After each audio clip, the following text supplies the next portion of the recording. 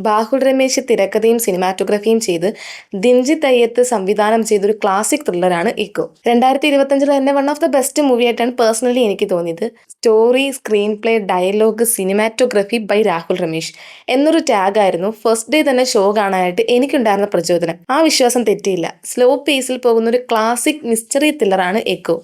കിഷ്കിന്താണ്ട് ഇഷ്ടപ്പെട്ടവർക്ക് എന്തായാലും തിയേറ്ററിൽ എക്കോയും വർക്കാവും എന്നുള്ള ഉറപ്പ് തരാം. അതുപോലെ എല്ലാവർക്കും ഇഷ്ടപ്പെടുമെന്ന് ഉറപ്പ് വരാൻ കഴിയില്ല. Not every one's cup of tea. First ഷോയ്ക്ക് പകുതി ആള് പോലും തിയേറ്ററിൽ ഉണ്ടായിരുന്നില്ല. ബട്ട് ഇനി അങ്ങോട്ട് ഹൗസ്ഫുൾ ആയിരിക്കും. കിഷ്കിന്ത കാണ്ഡം, കേരള ക്രൈം ഫയൽസ് തുടങ്ങിയ പുള്ളിയുടെ അനിമൽ ത്രിലോഗിയിലെ ലാസ്റ്റ് പടം എന്നാണ് പറഞ്ഞിരുന്നത്. And this is the best. Kishkindha കണ്ടതിന്റെ അതേ സ്റ്റോറി ലൈനും നേച്ചറും ആണ് ഈക്കോയുടേതും.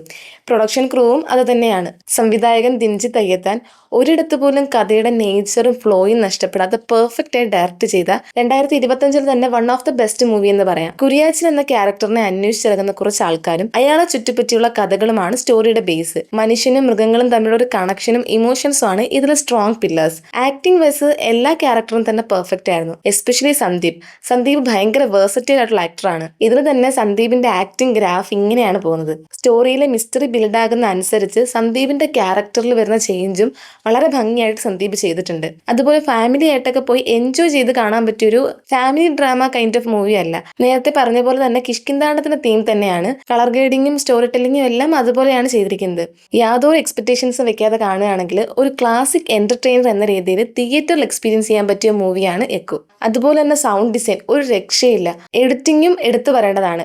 കഥയുടെ ഫ്ലോ പെർഫെക്റ്റ് ആക്കിയത് എഡിറ്റിംഗ് തന്നെയാണ്. മ്യൂസിക് ചെയ്തിരിക്കുന്നത് മുജീബ് മജീദാണ്. ടെൻസും മിസ്റ്ററിയും ബ്ലെൻഡ് ചെയ്തിട്ടുള്ള BGMകളായിരുന്നു. അതുപോലെ തന്നെ കഥയിൽ മലേഷ്യൻ ബാക്ക്ഗ്രൗണ്ട് ഒക്കെ വരുന്നുണ്ട്. മ്യൂസിക്കും അതിനെ എൻഹാൻസ് ചെയ്യുന്ന രീതിയിലുള്ള ഒരു ക്ലാസിക് ജാപ്പനീസ് ടച്ച് ഒക്കെ തോന്നിക്കുന്ന തരത്തിലായിരുന്നു ചെയ്തിട്ടുണ്ടായിരുന്നത്. കംപ്ലീറ്റ്ലി കാടും നേച്ചർ എൻവയോൺമെന്റിലാണ് സ്റ്റോറി നടക്കുന്നത്. ബാഹുൽ രമേശിന്റെ സ്റ്റോറി ടെല്ലിംഗ് ഒരു നോവൽ പോലെയാണ് എനിക്ക് പേഴ്സണലി ഫീൽ ചെയ്തിട്ടുള്ളത്. ഫ്ലാറ്റ് ആയിട്ട് സ്റ്റാർട്ട് ചെയ്ത് കഥയിലേക്ക് മുഴുകി പോകുന്ന പോലെ കുറച്ച് സംശയങ്ങളും ബാക്കിയാക്കി അവസാനിപ്പിക്കുന്ന ഒരു ക്ലാസിക് നോവൽ. അതിന് വിഷ്വലി റിച്ച് ആയിട്ടുള്ള ഫ്രെയിംസും മ്യൂസിക്കും ഒക്കെ കൊടുത്ത് ജീവനുള്ളതാക്കി മാറ്റുന്നു.